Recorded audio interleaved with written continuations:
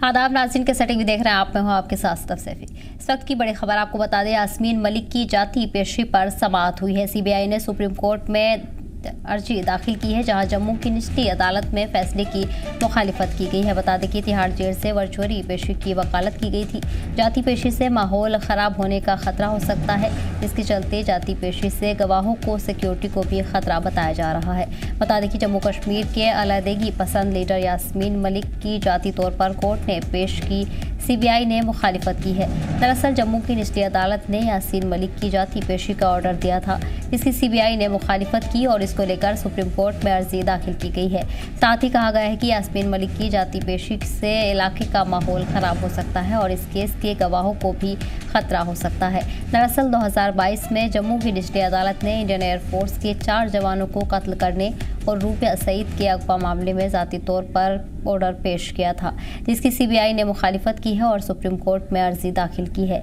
इस केस को जम्मू से दिल्ली ट्रांसफ़र करने की कोर्ट से अपील की है। अब इस मामले पर 18 दिसंबर को समाअत होनी है।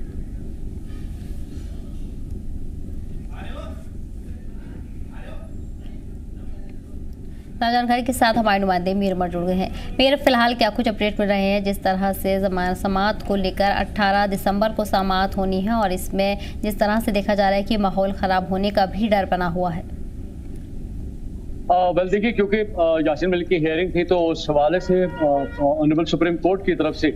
करंटली यही बात चली है कि सुप्रीम कोर्ट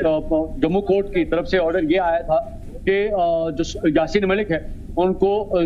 कोर्ट में फिजिकली जो है प्रेजेंट किया जाए, ताकि जो विटनेसेस है उसके हवाले से उनके बारे में जो है वहाँ पे प्रोसीडिंग्स हो। लेकिन सीबीआई की तरफ से जो है इस चीज़ को लेकर अपनी तरफ से एक रिस्पॉन्ड मिला है, जिसमें उन्होंने बताया है कि अगर यास्मीन मलिक को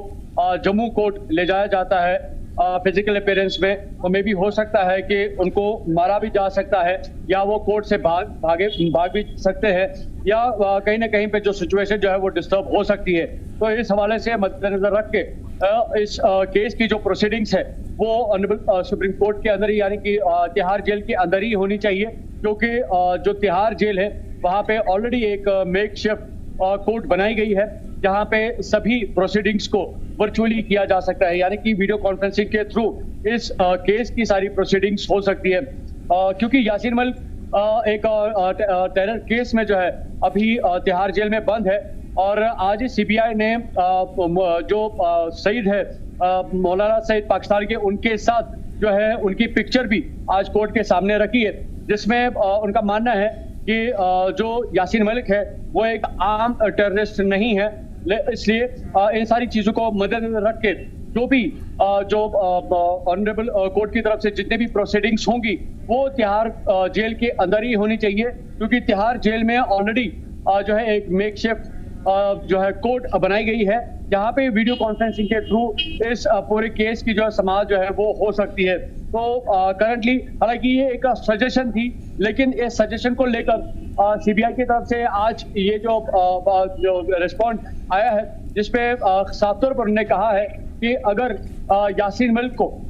तिहाड़ जेल से बाहर ले गए, यानी कि किसी कोर्ट में प्रेजेंट करने के लिए, तो मे भी हो सकता है कि उनकी जान को भी खतरा हो सकता है, या सूरत हाल जो है वो भी बिगड़ सकती है, या उसको जो वहां से है कोई अब्डक्ट करके भी ले जा सकता है। तो ये मामले को लेकर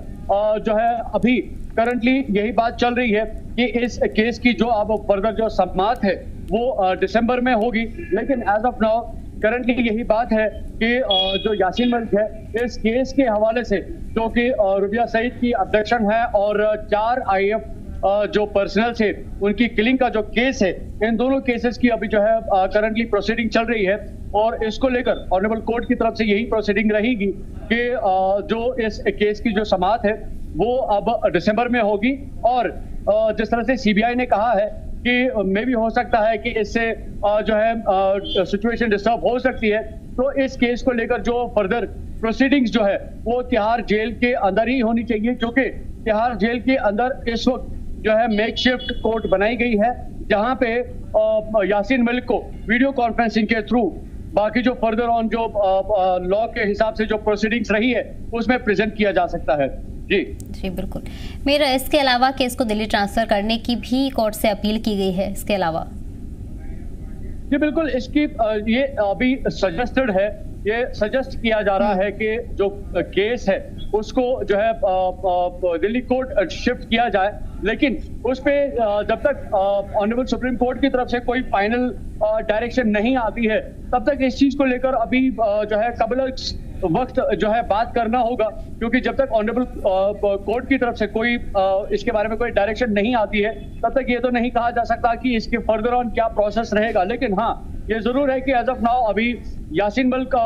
तिहाड़ जेल में है और कोशिश यही की जा रही है कि जितने भी केस के हवाले से जितनी भी प्रोसीडिंग्स होंगी वो तिहाड़ जेल के अंदर ही रहे, यानी कि तिहाड़ जेल के अंदर जो अभी कोर्ट बनी है, मेकशिफ्ट कोर्ट बनी है, इस केस की जितनी भी समाअत जो है वो सारी तिहाड़ जेल के अंदर ही रहे, क्योंकि उसकी रीजनिंग जो दी गई है खासतौर पर जिसमें बताया गया है कि वो जो है अगर वो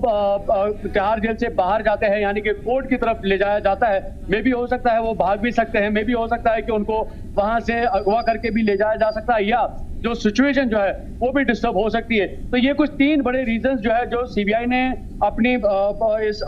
नोटिस में दिए हैं ऑनरेबल कोर्ट को, जिसमें उन्होंने कहा कि ये चीजें हो सकती हैं। तो इन सारी चीजों को बेस बना के उनका मानना है कि इस केस की फर्दर जो प्रोसीडिंग्स है वो सभी जो है तिहाड़ जेल के मेकशिफ्ट कोर्ट में ही होना चाहिए, ताकि वो जब भी लॉ के हिसाब से जो भी कोर्ट की प्रोसीडिंग्स होंगी वो वर्चुअली यानी कि वीडियो कॉन्फ्रेंसिंग के थ्रू कोर्ट के सामने पेश किया जाए। अलबत्ता जो फिजिकल अपीयरेंस के बारे में जो सजेशन दी गई है जम्मू कोर्ट की तरफ से, उसको अभी जो है कहीं ना कहीं पे खारिज होते हुए जो है अभी लग रहा है। लेकिन आने वाले वक्त में इस मामले को लेकर ऑनरेबल सुप्रीम कोर्ट की तरफ से क्या डायरेक्शंस आती हैं वो अभी नहीं बता सकते। हाँ, ये जरूर है कि यासीन मलिक की इन सारे पॉइंट्स को मद्देनजर रख के सीबीआई ने ये अपनी तरफ से दरख्वास्त की है कि इस केस की फर्दर और जितनी भी प्रोसीडिंग्स हैं वो तिहाड़ जेल के मेकशिफ्ट कोर्ट में ही होनी चाहिए, बजाय कि उनको तिहाड़ जेल से बाहर निकाला जाए। बिल्कुल ठीक है, मेरी तमाम जानकारी के लिए बहुत बहुत शुक्रिया।